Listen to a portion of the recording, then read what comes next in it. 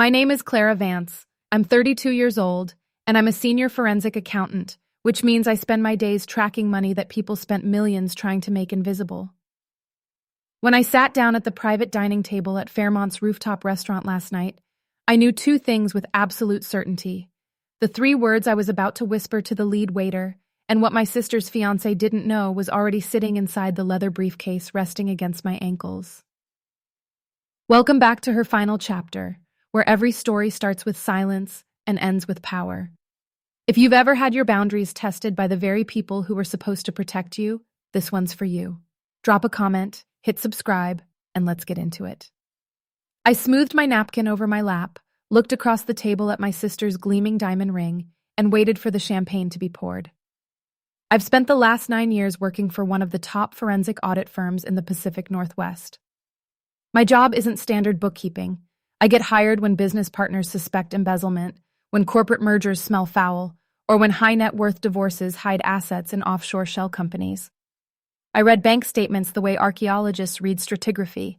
Every line item is a layer of human behavior, fear, and greed left behind in digital ink. I'm good at it because I don't look for dramatic anomalies. I look for patterns of quiet consistency. My quirk, if you can call it that, is a habit I picked up during my first year of field audits. I carry a small, pocket-sized black leather notebook with a brass fountain pen everywhere I go. Whenever I enter a high-stakes meeting, dinner, or negotiation, I make small, precise ink dots on the margin of the page to track time increments and subtle behavioral shifts. Who glances at their phone when a specific topic comes up? Who drinks water too quickly when a figure is named? My junior auditors tease me that it's an outdated habit in the age of digital dictation, but ink on paper doesn't lie, and it never loses battery. That little notebook was tucked into my handbag the night my sister called me out of the blue. The call came on a Tuesday evening in late October. Rain was beating steady against my office window on the 14th floor, and I was wrapping up a corporate fraud file when my phone screen lit up with a number I hadn't saved, but knew by heart. My younger sister, Evelyn. We hadn't spoken a single word in 4 years. I answered, keeping my voice professional. Clara here. Clara, please don't hang up, Evelyn said, her voice carrying that soft, breathy cadence she always used when she needed something framed as an act of mercy. Julian and I are hosting our formal engagement dinner this Friday at the Fairmont rooftop. It's a small, intimate gathering, just family and Julian's key investors. Evelyn, I don't think my presence— Clara, please, she interrupted, dropping her voice to a delicate, practiced whisper. Just keep the peace. There it was. Those 4 words. The exact phrase she and my mother had used every time they asked me to swallow an injustice, surrender a boundary, or smile through a humiliation during my entire upbringing. Mother is coming, Evelyn added quickly. She promised she'd be on her best behavior. We just want our family whole for one night. Can't you do that for me? I looked down at the black notebook open on my desk. I knew I should say no. But something in the tension of her voice told me this dinner wasn't just about celebrating an engagement. To understand why those 4 words made my stomach twist, you have to go back to the winter of 2021. When our father passed away in 2018, he left behind a modest commercial estate, explicitly dividing his liquid assets into 2 equal trust accounts of $25,000 each. One for me, one for Evelyn. The funds were managed under a joint family trust, with my mother Eleanor serving as the sole executor until Evelyn turned 25. In November 2020, I was saving to buy my first apartment in downtown Seattle. I submitted a formal distribution request to the trust administrator for my $25,000 share. 2 days later, I received a short, cold letter from the bank. Account balance insufficient for requested withdrawal. When I confronted my mother at her home, she didn't apologize. She made tea.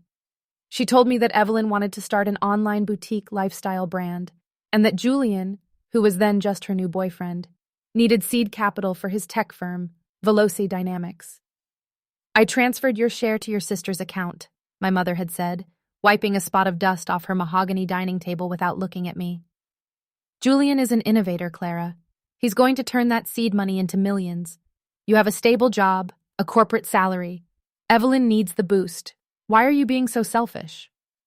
When I threatened legal action to recover my lawful inheritance, my mother wept publicly to our extended family, framing me as a heartless, greedy daughter trying to ruin her sister's future. Evelyn sent me a text that read, "It's just money, Clara. Stop trying to destroy us. Just keep the peace." I didn't sue. Not because I didn't have the legal ground, but because 4 years ago, I was still broken enough to care what they thought of me. I walked away, went low contact, and poured my grief into my work, convincing myself that time would heal the wound. Here is the truth I rarely admit out loud. Despite the financial theft, despite the public smear, a small, stubborn part of me still showed up to family events back then because I missed having a mother.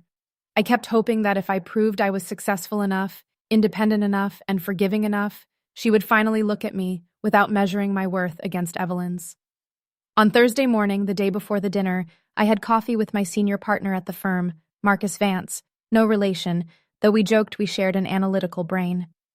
Marcus watched me stir my espresso, his sharp gray eyes narrowing. "You're going to that dinner, aren't you?" "Evelyn begged me," I said quietly. Marcus set his cup down with a sharp click. "Clara, you spent 4 years building an ironclad life away from those people.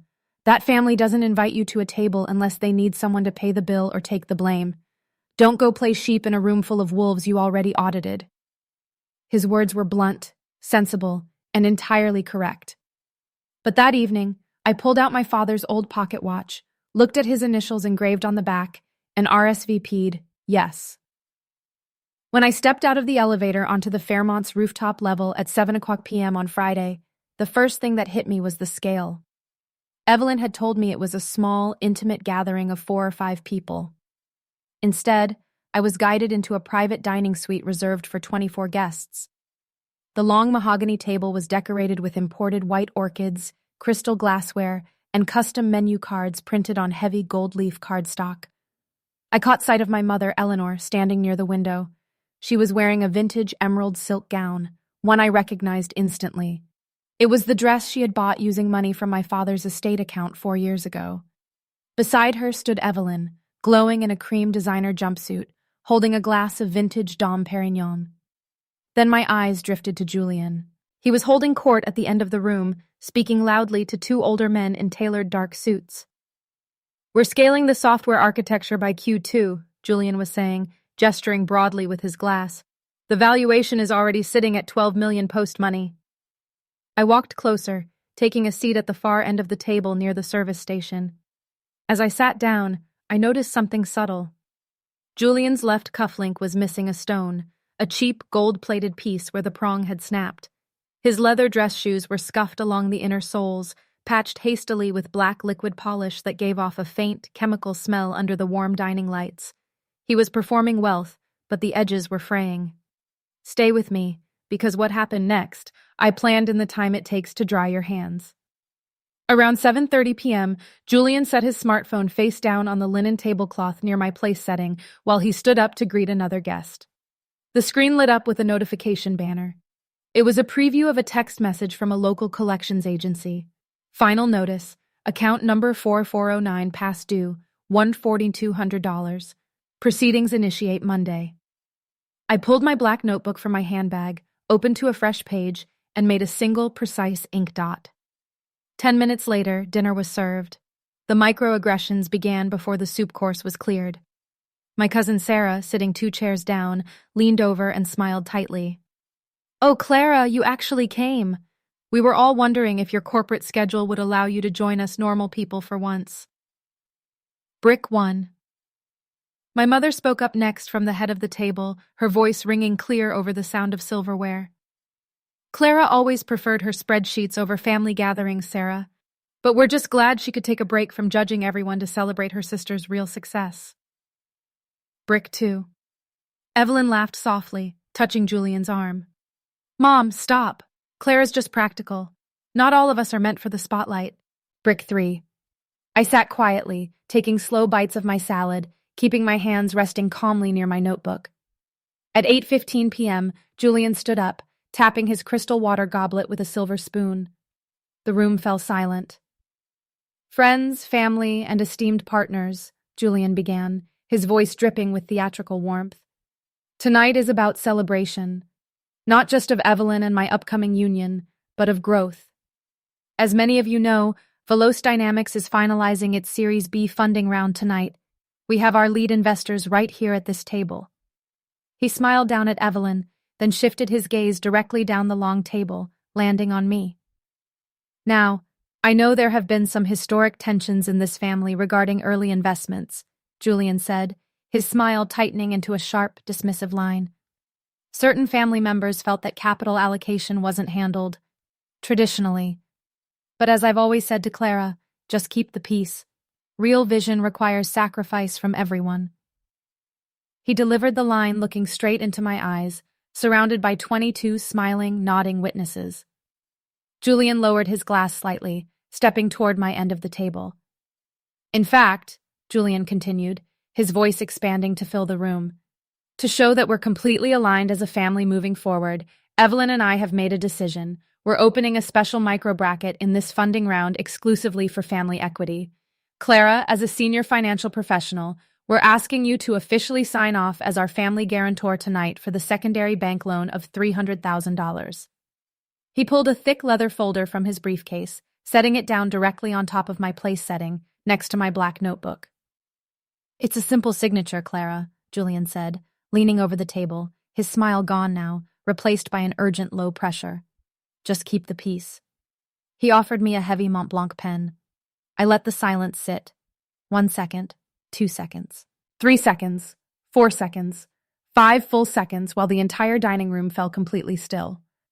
The waiter paused mid-pour with a bottle of Cabernet. My mother watched me with narrowed, expectant eyes.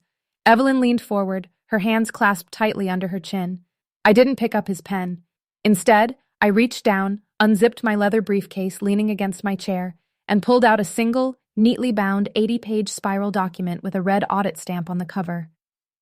I won't be signing that, Julian, I said.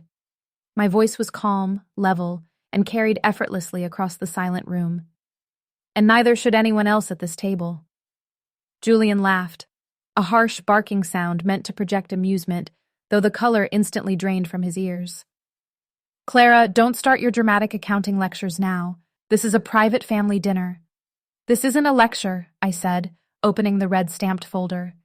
This is a forensic audit of Veloce Dynamics, certified as of 4:00 p.m. today by Vance Associates. My mother slammed her napkin onto the table. Clara, how dare you bring your work drama into Evelyn's night? Put that away right now. I think the room would like to hear page 12, Mother, I replied smoothly. I looked at the two older men sitting to Julian's right, his primary private investors.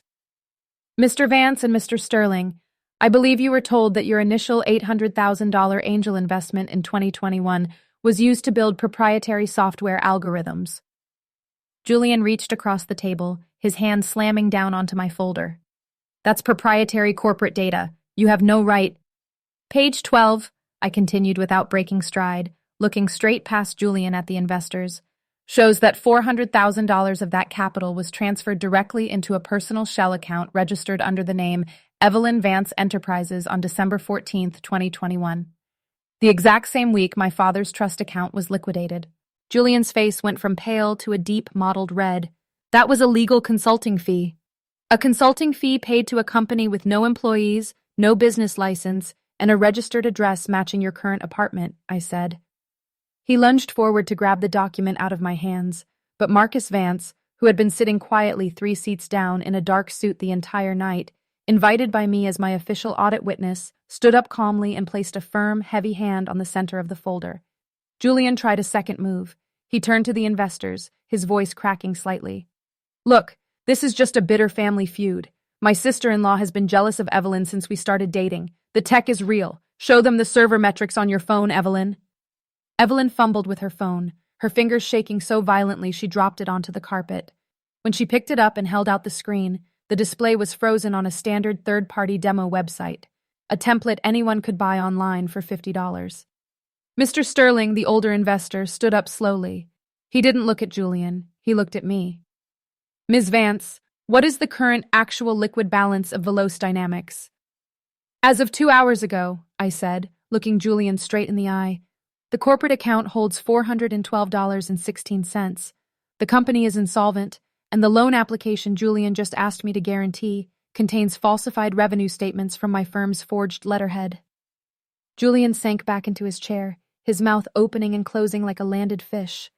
His eyes darted to my mother, then to Evelyn, looking for an escape that didn't exist. My mother stood up, trembling with rage. You ruined your sister's life. You brought auditors to her engagement dinner just to destroy her happiness. I closed my black notebook, capped my fountain pen, and looked my mother dead in the eyes. I didn't destroy her night, Mother, I said with absolute restraint. I audited it. I don't owe you my silence. I never did. The fallout was swift and absolute. Mr. Sterling and his investment partner left the restaurant within 3 minutes, their corporate attorneys already on the phone before the elevator doors closed. By Monday morning, Veloce Dynamics was placed under formal federal investigation for investor fraud and bank document forgery. Julian's Series B funding collapsed overnight, and the lease on their luxury apartment was terminated by the landlord due to non-payment. Evelyn didn't marry Julian. Their engagement ended 3 weeks later in a bitter, public shouting match outside their local gym, with both of them blaming each other for the missing money. My mother tried to call me 7 times over the next month, leaving voice messages that shifted frantically between weeping apologies and furious accusations. I didn't answer a single one. 3 months later, an envelope arrived at my office. It wasn't from a lawyer, and it didn't contain legal filings.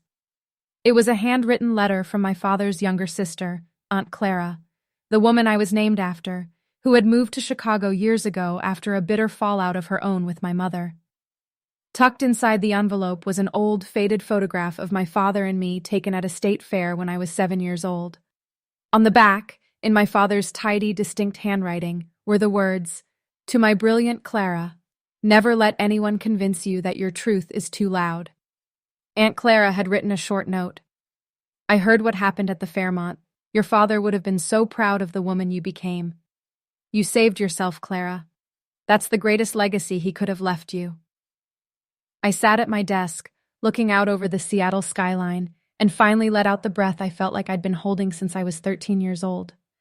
A family that demands your silence as the price of their peace was never offering you peace at all. They were offering you compliance. That's my story. If it meant something to you, drop a comment and tell me. I read every one. And if you want more stories like this, hit subscribe to Her Final Chapter, because there's another one waiting for you next week.